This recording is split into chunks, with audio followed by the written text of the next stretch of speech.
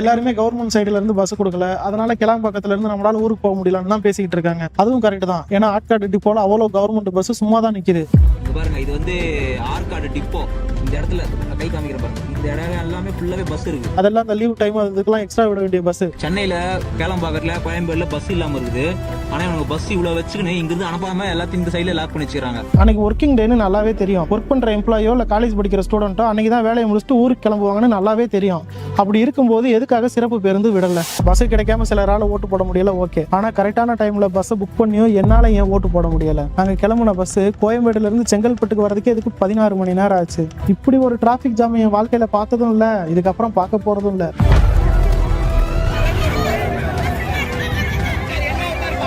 இதுல 84% நம்ம ஓட்டு வாங்கியிருக்கோம்னு நீங்க சந்தோஷப்பட்டாலும் அதுல தான் எனக்கு சந்தேகமே இருக்கு. ஏன்னா நான் கண்ணால பார்த்தேன், அதைத்தான் நான் ஆதாரத்தோட சொல்லணும்னு நினைக்கிறேன். இங்க இருந்து கொடைக்கானல் ஓட்டு போட போறதுக்கு முன்னாடி நான் பஸ்ஸை புக் பண்ணிட்டேன். நார்மலா போனேன்னா எனக்கு 700ல இருந்து 900 தான் ஆகும். ஆனா இந்த தடவை வந்து 2500ல இருந்து 3000 ரூபாய் வரைக்கும் டிக்கெட் போட்டு வச்சிருந்தாங்க. நான் அதுலயே இருக்கிறதுல எவ்வளவு கம்மியான டிக்கெட் தேடும் போது தான் ஒரு 2300 ரூபாய்க்கு ஒரு டிக்கெட் கிடைச்சது. அதை தான் புக் பண்ணேன். அந்த டிக்கெட் கூட நான் உங்களுக்கு காட்டுறேன். இதை நான் முன்னாடியே புக் பண்ணி வச்சுட்டேன். ஆக்சுவலா 2300ன்றதே அதிகம் தான். அதையே கவர்மெண்ட் வந்து கண்டிச்சிருந்திருக்கணும். ஏன்னா இவ்வளவு ரேட்டுன்றது வந்து சாமானியர்கள் வந்து போகவே முடியாது. நிறைய பேர் ஓட்டு போடாம இங்கேயே கூட தங்கிடுவாங்க. ஏன்னா அந்த பிரைஸோட அமௌண்ட் வந்து அவ்வளவு ஹெவியா இருக்கிறதுனால அதை ஏன் கண்டுக்காம விட்டாங்கன்னு நடக்கிறத பாக்குறப்பதான் எனக்கே தெரிய ஆரம்பிச்சது சீரியஸா. கரெக்டாக ஒரு 10:30 மணிக்கு கோயம்பேடுல பஸ்ஸு, 10:30 மணிக்கு பஸ்ஸு ஏறிட்டேன். இப்போ கோயம்பேடுலேருந்து பெருங்குளத்தூர் வந்து 28 கிலோமீட்டரு. நார்மலாக நம்ம ட்ராவல் பண்ணோம்னா எவ்வளோ நேரம் ஆகும்? ஒரு 48 நிமிஷம், ஒரு 1 மணி நேரம் ஆகும். ஆனால் நாங்கள் எவ்வளோ நேரம் தெரியுமா ட்ராவல் பண்ணோம்? 6 மணி நேரம். சரிங்க, எலெக்ஷன் டைம் அதுவுமா கவர்மெண்ட் சைடில் இருந்து அவ்வளோ பஸ் விட்டுட்டு இவ்வளோ டிராஃபிக் ஆகிருந்தா கூட சரி பரவாயில்லன்னு விட்டுறலாம். ஆனால் அங்கேயே ஆட்காட்டிட்டு போல சும்மா தான் இருக்குது எல்லா வண்டியும். அப்படி இருக்கிறப்ப எப்படி இவ்வளோ டிராஃபிக் ஆச்சுன்னு யாராவது யோசிச்சிருக்கீங்களா? இத்தனை நாளாக நம்ம பொங்கல் தீபாவளின்னு ஊருக்கு போயிட்டு தானே இருந்திருக்கோம். அப்போ இதை விட கவர்மெண்ட் பஸ்ஸில் அதிகமாக தானே விட்டுருந்துருக்காங்க. ஆனால் அப்போல்லாம் ஆகாத டிராஃபிக் இப்போ ஆகுதுன்னா அதுக்கு யார் காரணம் தெரியுமா? அதுக்கு மெயினாக ப்ளே பண்ணது யார் தெரியுமா? என் கண்ணால் பார்த்தேன். இல்லை அவ்வளோ லாரிங்க.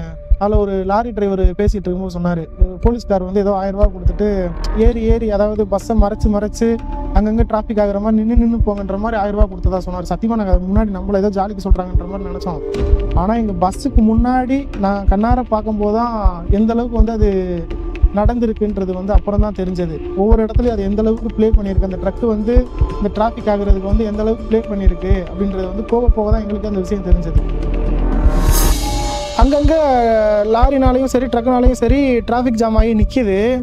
1/2 மணி நேரம் ஆகுது, 1 மணி நேரம் ஆகுது. ஆனால் அதை கிளியர் பண்ணுறதுக்கு டிராஃபிக் போலீஸோ இல்லை நார்மல் போலீஸோ யாருமே வரலங்க ஸ்பாட்டுக்கு. அப்போ தான் எங்களுக்கு தெரிஞ்சது ஒருவேளை அந்த டிரைவர் சொன்னது உண்மையாக கூட இருக்குமா அப்படின்னு. என் பஸ்ஸு டிரைவர் வந்து ஹார்ன் அடிக்கிறார், ஏன்னா இவ்வளோ ஸ்பேஸ் தான் இருக்குது. ஆனால் அவர் அதெல்லாம் கண்டுக்கல. அவர்